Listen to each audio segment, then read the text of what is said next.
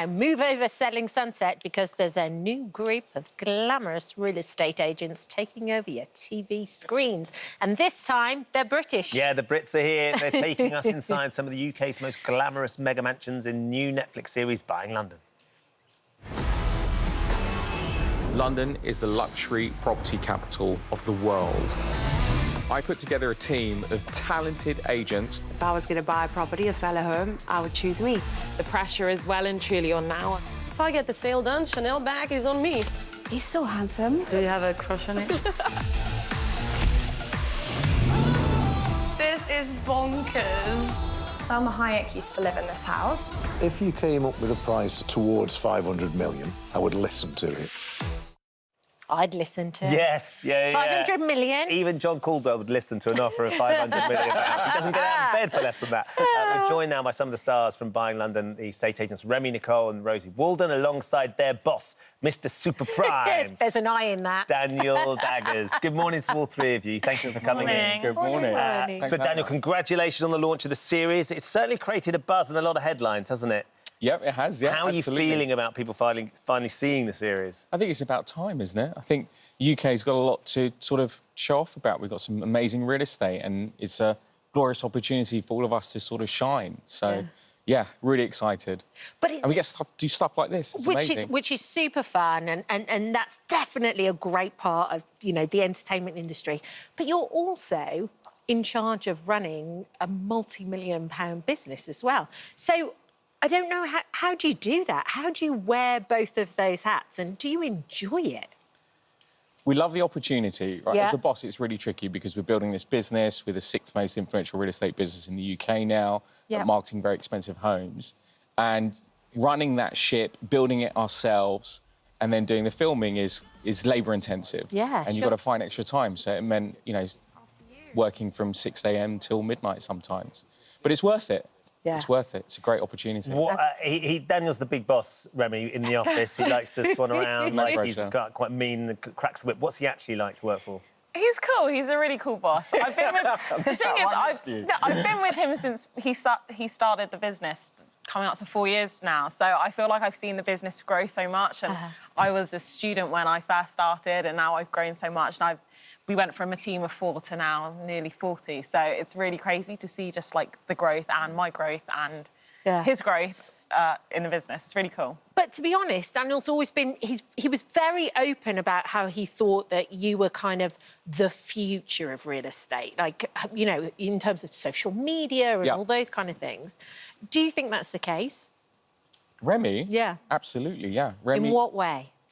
I think there's a lack of diversity in our industry. Yeah. And Reme represents a group of people that aren't particularly represented in our industry. And Remy's an expert, and she's young, and she's dynamic, and she's a creative.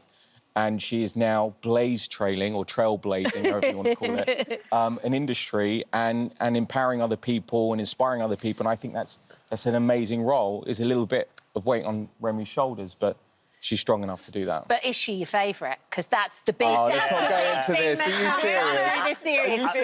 Is she your favourite? Because a part of these series... Yeah, Rosie, part of these series, of course, with Selling Sunset, which is the sort of the model of which Buying London has been designed around, is the drama. It's, yes, the property is... Well, some people will love. I love the property side of it. The drama side of it is not necessarily what I'm interested in, but it's a key feature.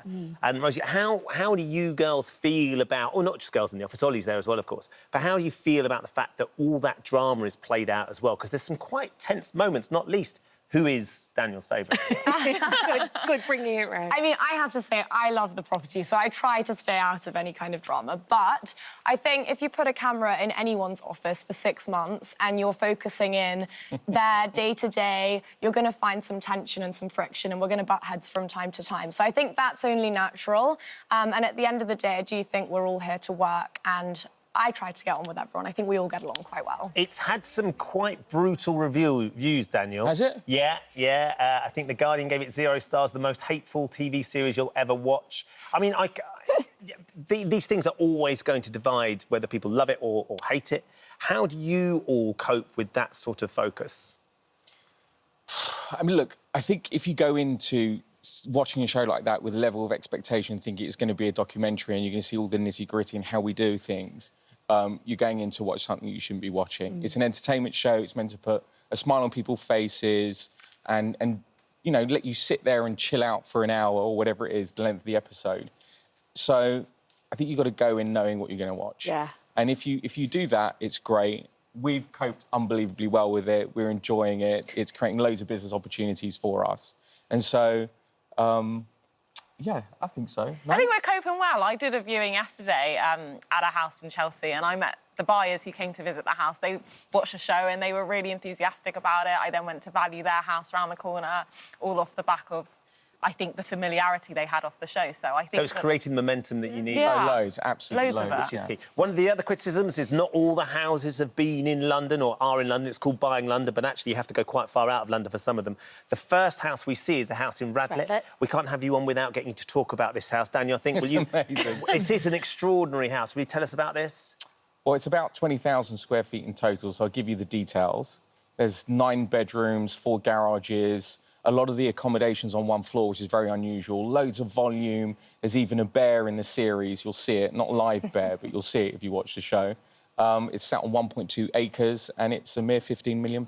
It's not in London, though, Daniel. It's very close to London. No, it's not in London, is it? But it's very close. I've been there.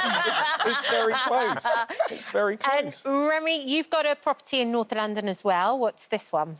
So we've got a house in Stanmore. It's actually my neighbourhood, so I love Stanmore very much. It's a beautiful house, 6 bedrooms, just under 9,500 square feet. It's right next to the most amazing deer park. I went at the weekend, and it's got a beautiful nature reserve nearby, so it really is a fabulous house. That's a bit close to London, but not quite. No, it's in London. Okay, hold on, we can say it's a stone's throw, because everybody's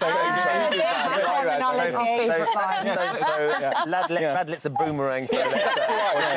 Rosi, you've got one that actually is in town for us. We're getting warmer. This is very hot, isn't it? Where you've got say St so. Catherine's precinct.